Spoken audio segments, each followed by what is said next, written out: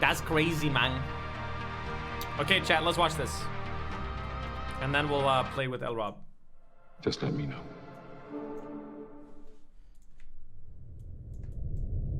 This shit good? Of all the species to have ever lived, all but a tiny fraction have gone extinct. At some point in the future, the same fate will befall humanity. It may take centuries, it might take eons, but extinction is unavoidable. Says you. The future is fraught with uncertainty, and the apocalypse never seems too far away. That boy needs some milk.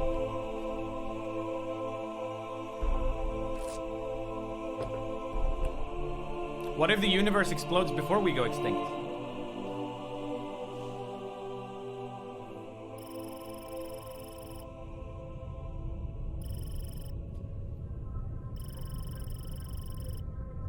Nearly 800,000 years ago, an approximately 1 kilometer wide asteroid collided with Earth. The crater has yet to be located, but fragments from the impact have been found scattered across the eastern hemisphere. Wait, how can they An not? expansive strewn field that covers up to 30% of the planet's surface. How can you not find the crater actually if it's so big? Our and distant impactful? ancestors were not only alive to witness this event, but managed to adapt and survive. Impacts of this magnitude occur roughly once every 500,000 to 2 million years. More devastating impacts, like the one that nearly wiped out the dinosaurs, are far less frequent. Where is the crater for this? Possibly striking once every 100 million years. Wow. Whether a collision of this magnitude is survivable It's in is a Mexico? matter of debate.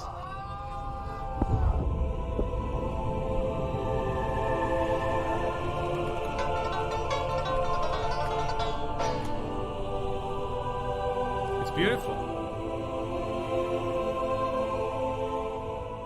The kinetic energy released upon impact would be equivalent to the simultaneous detonation of billions of atomic bombs. Those who survived the initial blast would be subjected to unrelenting earthquakes, firestorms, and tsunamis. A thick layer of smoke and dust would quickly envelop the globe and blot out the sun. An impact winter that could last for months or even years. Thank you, Glass, for the 30 months. Appreciate Darkness, freezing cold, and global famine would throw the world into chaos. In spite of this, long-term survival is not inconceivable. Small pockets of humanity may take refuge underground and would at least be given a chance to rebuild civilization. Thank you, Young Scarecrow, for the 15. But make no mistake, it would be a close call.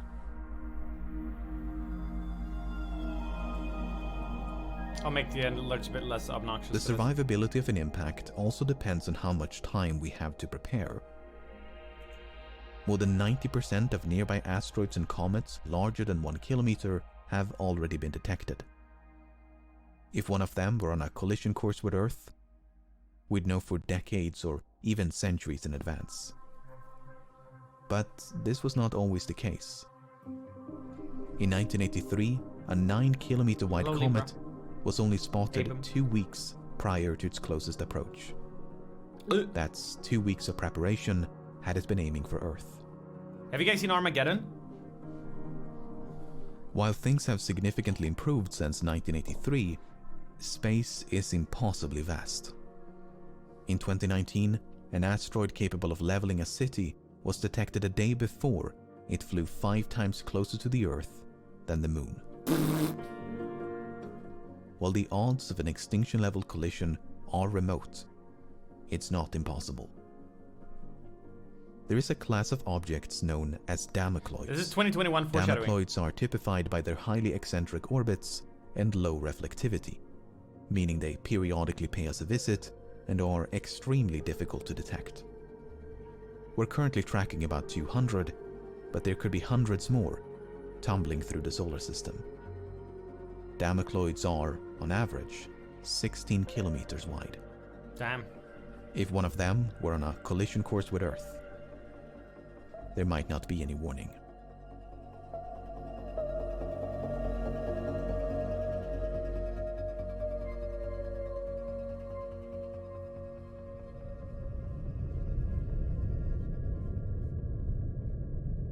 Not so stellar explosion. When massive stars die, they explode. Imagine if humans died like that. We just fucking popped. Like a popcorn. When we died. If a star went supernova within 30 light years of Earth, it would be cause for concern. Tinnitus guy. Fortunately, more than 90% of the stars within this bubble have already been discovered, none of which are at risk of exploding anytime soon. Whew. But some supernovae can still pose a threat from thousands of light years away. Supernovae. Look at this guy. Wow, he knows his grammar. So talented. Yes. It's a gamma ray burst, produced by only the most violent explosions in the universe. Instead of a spherical blast, a gamma ray burst will channel the explosion into two highly concentrated beams. More energy is released in a few seconds than the sun will radiate in its entire lifetime. Imagine if we could just harness energy like that, dude. That would The solve our biological problem forever. effects of a nearby supernova or gamma ray burst are poorly understood. We do know that the atmosphere would absorb much of the high energy radiation, but this may also strip the Earth of its protective layer of ozone. If so, harmful levels of ultraviolet radiation from the sun would penetrate down to the surface. Certain chemical reactions may also darken the sky and induce global cooling, a cosmic winter of sorts. This could last for years and would be lethal to many plants and animals. In fact, a gamma ray burst might be responsible for a mass extinction that killed roughly 70% of all marine species nearly 500 million years ago. That thing, it doesn't even look big. Now, humanity could easily protect itself against ultraviolet sun rays, but living through a mass extinction would not be a pleasant experience. While some authors have painted a far bleaker image, with one hemisphere effectively sterilized by intense radiation, these findings have been contested in recent years. The latest research identifies ozone depletion as the primary threat. I remember when that was a Nevertheless, thing. a gamma ray burst sniping the We Earth actually from kind of across fixed the it though, galaxy right? is extremely improbable. All of them have so far been extragalactic in origin. No? Much too There distant. was like a hole in the ozone layer and it actually mended. Like, I remember when people were talking about the ozone layer a lot. But nowadays, I think global warming is the thing instead. You don't... It's still there. It closed itself, right? It got better or whatever. To pose a threat. While there are a few potential candidates within the Milky Way, Look. none of them appear to be directed at Earth. Oh, wait, that was just a small... Apart from impact events and stellar explosions, the foreseeable future is free of cosmic threats. Other eventualities are either too improbable or won't happen for millions of years. What the fuck? Ample time for us to prepare, other calamities permitting. Let's just go to Mars.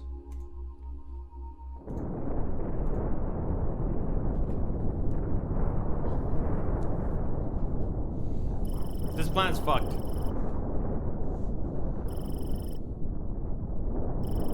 Super volcano. Around 74,000 years ago, a large volcano erupted in Southeast Asia. Volcano U. It is the most powerful volcanic eruption in human history. For up to 2 weeks, it spewed enormous quantities of ash and dust into the atmosphere, enough to block out the sun and potentially cool the planet. A volcanic winter. But there's great uncertainty about the effects of the eruption on both the climate and humanity. It ranges from severe to mild, with the latest research supporting the latter. In either case, this is good news. It means that supervolcanic eruptions pose little to no threat to human existence. After all, if early humans stood a chance, then so should we. Phew. But there is something even more destructive than supervolcanic eruptions. It's known as a flood basalt event. The largest one occurred 250 million years ago. An enormous outpouring of molten rock covered a region of Siberia the size of Europe. And it just so happens to coincide with the deadliest mass extinction in history. The good news is... What is this? Number of marine genera. So this is like how many dudes are alive. flood basalt events are both rare and slow. Rare. Instead of a singular event, it's a series of eruptions taking place over thousands or even millions of years. As such, even if one began tomorrow, It's Mount Doom. it might just be slow enough for us to adapt and survive.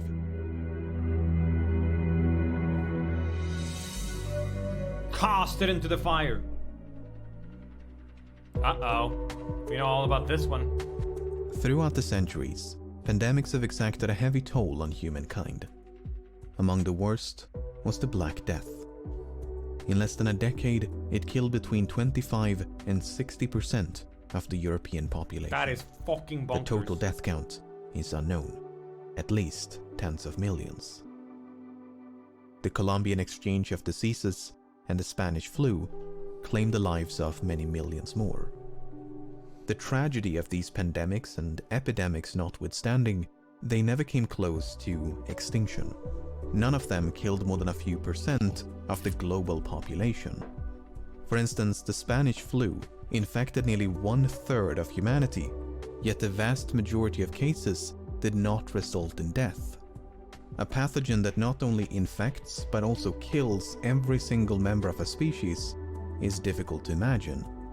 In fact, there are very few examples of infectious disease driving a species to extinction. With that being said, it's not inconceivable. For instance, pathogens that can rat. pass between multiple species can be far deadlier than those limited to just one. The H5N1 avian influenza, also known as the bird flu, is one such virus. Did any one of y'all have this one? Wait, no, was it the swine flu that people had? Wait, we had both? No, yes? So far, it's transmissible between humans and birds, but it can't sustainably spread among humans.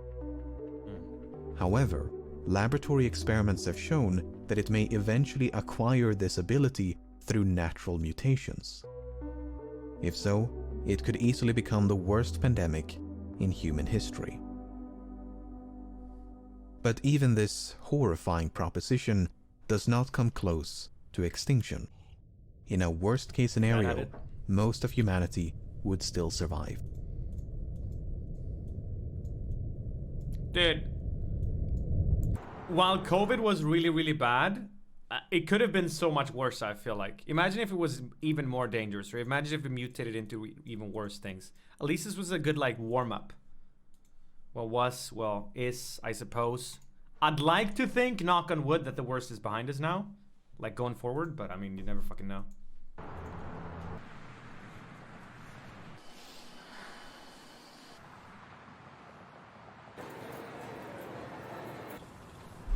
Millions dead?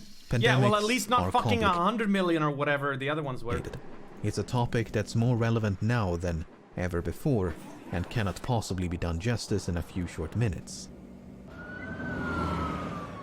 I never said in the narrow context of human extinction, it seems unlikely for nature to stumble upon that perfect storm. Mods permaban everyone. Apart from volcanic eruptions and natural pandemics, the Earth has no inherent means of eradicating the human race. No other form of natural calamity is powerful enough to threaten our existence. As such, the most immediate threat to humanity has for a long time been, and continues to be. What's it gonna be, chat? Forson's lines? Humanity. Ah, close enough.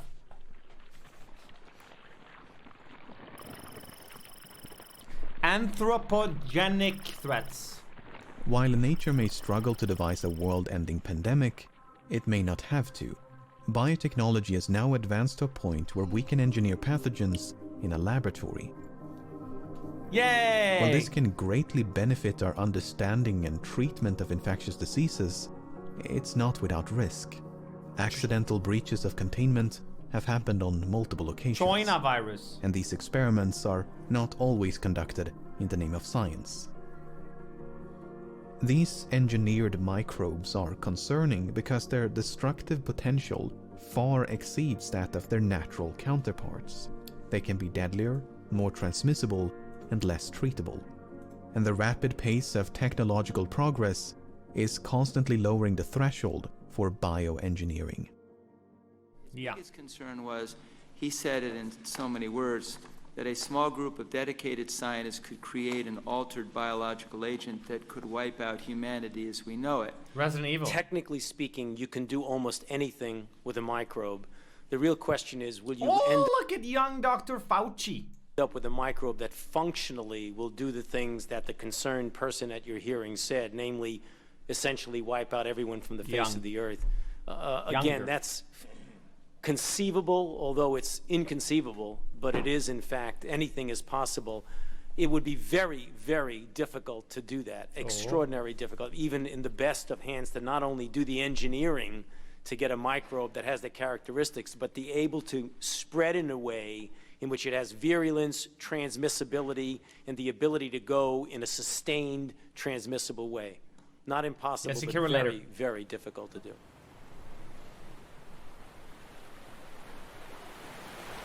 But then Bill Gates went ahead and did it, didn't he? Shoot. Vlees, 30 months. Young Scarecrow, 15 months. Mimi, 16 months. And Silver Beat, 4 months. Thank you, guys. Welcome back. One more Pac-Man and I'm out. Holy shit. Slam it. Castle Bravo. A nuclear holocaust is among the most infamous doomsday scenarios. I don't want to set the world on fire. Since the end of World War II, we have on numerous occasions been driven to the brink of nuclear conflict. Sometimes by accident, sometimes by very intentional brinkmanship. The nuclear stockpile currently stands at more than 13,000 warheads, the vast majority of which are owned by Russia and the United States. Wait, Russia's in the event of an all-out Wait, has this always been true that Russia had more? I actually thought the US were number one. Nuclear war, these thousands of bombs could instantly vaporize hundreds of millions. But the explosions are only the beginning. The real danger of a nuclear conflict is the aftermath. Much like an impact event or supervolcanic eruption, a thick layer of smoke and dust would quickly envelop the globe. A nuclear winter that not only blots out the sun, but showers the world in radioactive fallout. Firestorms, radiation poisoning, and mass starvation could easily claim the lives of billions. Thank you, crap, over the 6 months. However, because humanity is not evenly distributed across the planet, some regions would be less affected than others. Island nations like New Zealand, for instance, are all but certain to survive. Damn Kiwis. While the effects of a nuclear holocaust are almost too dismal to contemplate, it is not typically regarded as an existential threat. Yeah, I think, I feel pretty safe in Sweden too. Why would they want to nuke Sweden, man? Artificial intelligence has had a profound impact on modern society. From self-driving cars and virtual assistants to social media algorithms and facial recognition. But some experts are concerned about the future. A future in which intelligent machines become more intelligent than humans. Russians don't like Sweden. The concern is not so much about evil robots as it is about misalignment. A misaligned intelligence is one that's not properly aligned with human goals and values. A system that becomes dangerous not due to any malicious intent, but due to an oversight in its programming. An unforeseen loophole that allows it to do things it was never intended to do. What if chat is like actually 90% like an AI? Like there's a few people in here that maybe I know, there are a few actual chatters, but then a bunch of it is actually just like an AI that's gradually learning. If such an entity was sufficiently intelligent, it could become unstoppable. Can you guys confirm that Another you're real concern people? is known as the intelligence explosion. It's a machine that can upgrade itself and thereby increase its own intelligence at an exponential rate. Moments after creating such a system, it could far surpass the combined intelligence of all humans that have ever lived. Damn, dude. Such an entity may Not have Moxie. little to no regard for human affairs. Not unlike humanity's disregard for species less intelligent than us. With that being said, these concerns are far from universal. In 2016, a survey of more than 300 machine learning experts was conducted.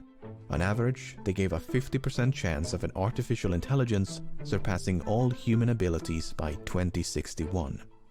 But as you can see from these faded lines in the background, there's tremendous variation between individual respondents. Some think it will happen in a few years, others believe we're more than a century away. When asked about the impact of this technology, the majority of respondents believed in a positive outcome. Extinction was only given a medium probability of 5%. Isn't this what Elon Musk thinks? He thinks that it's super dangerous or no? AI will replace humans? What do you mean with that? Artificial intelligence is not the only emerging technology. Dude, I think some countries, honestly, the day that AI becomes really accessible, put in all robots that are really similar to humans, man, those countries are probably gonna, like, isn't Japan already losing people because men are, like, marrying dolls instead of actual people and stuff? With the potential for human extinction. But the problem with assessing their risk is that we have no precedence.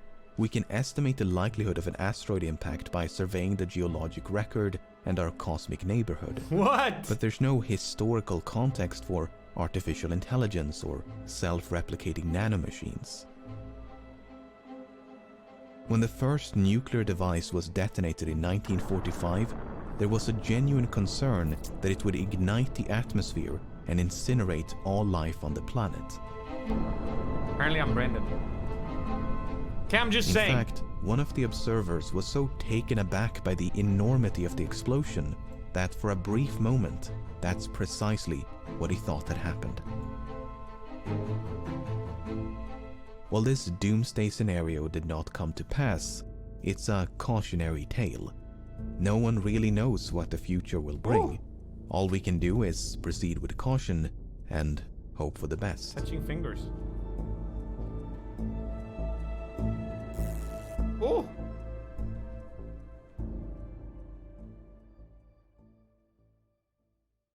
Don't do it, sir. Over the past few decades, species across the plant and animal kingdoms have been disappearing at an alarming pace. Humans. Some 10 billion trees are cleared every single year, while animal populations are rapidly declining.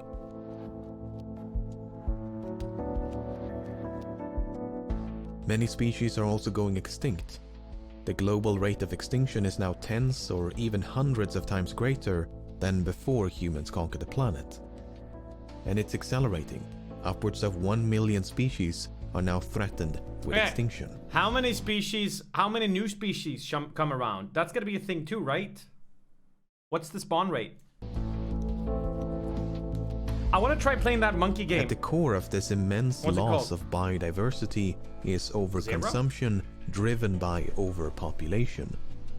Humanity is now depleting 3/4 as many resources as the Earth can naturally replenish, meaning we will soon need a second Earth just to break even. Unlucky. From deforestation and defaunation to pollution and climate change, no shocking graph nor depressing slideshow can fully convey the totality of our destruction. This is depressing. Our relationship with nature is so utterly broken that many fear we are now heading for extinction. That this unraveling of nature will be mankind's undoing. While some of the most comprehensive assessments to date do indeed paint a truly dystopian image of the future, none of them forecast total annihilation of the human race. We may turn the planet into a living hell, but a livable hell it would seem. Nice. This is fine. However, some scientists argue that these assessments are severely underestimating the gravity of this crisis, that the sheer magnitude of our destruction is difficult to grasp for even well-informed experts. Some have also voiced their concerns about potential tipping points, a threshold that, once exceeded, may trigger an irreversible decline of ecosystems around the world, a global ecological collapse from which recovery becomes virtually impossible. Apollo, do But it's not all doom and gloom. While the rate of deforestation is alarmingly high, it has been slowing down over the past 3 decades. Yo, can we plant some new trees? The transition has been infuriatingly slow. More and more countries are phasing out fossil fuels in favor of renewable energy sources. Chat, charity stream, planting trees? So in no way should human extinction, which is the most extreme outcome, be regarded as inevitable. Climate change mitigation and nature conservation efforts are all but certain to prevent that from happening. But at the same time, that's how low we've set the bar. Jesus fuck, what is this place? Ka! I feel like if you're too depressing in these videos, then people just give up instead. Then they're like, well, what's even the point? If we're this deep in the shit, I may as well just YOLO then.